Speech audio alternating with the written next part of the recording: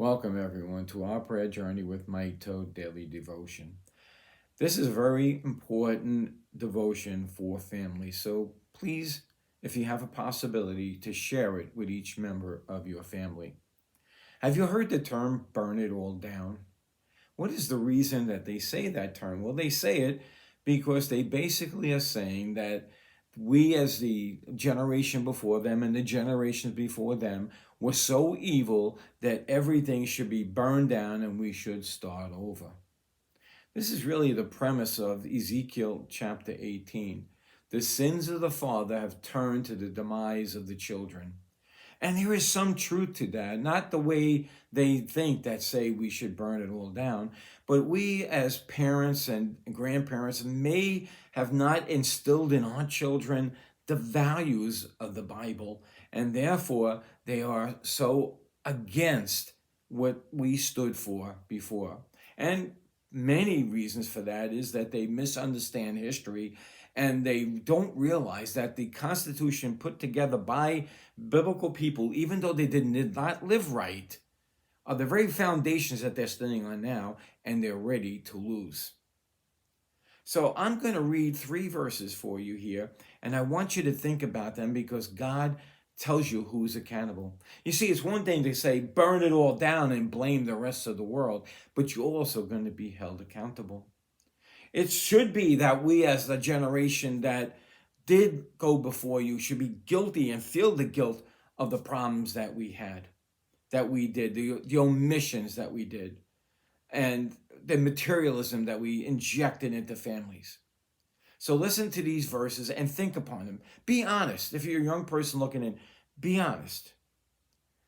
All right, it says here in Ezekiel 18, verse 20, the soul that sinneth, it shall die. The son shall not bear the iniquity of the fathers. You can make changes peacefully through the Bible, through God's law, and change things. But you are not accountable for the sins of the father. Next verse. Neither shall the father bear the iniquity of the son. The righteousness of him, the righteousness shall be upon him, and the wickedness of the wicked shall be upon him. If you go out and tear down a statue and get arrested, your iniquity should fall upon you. If you want to tear down the foundations, you need to pay the price. And it's unfortunate today that some politicians turn their view away when somebody is doing damage to somebody else. That is never right on either side of any political spectrum. Then the last. I want you to think, the wronged child and the wronged adult. This is for both. But the wicked will turn from all his sins that he committed and keep all of my statutes and do that which is lawful and right. He shall surely live. He shall not die. Now, if you're not a Christian, check out the video description and see how you can become one, because you shall not die.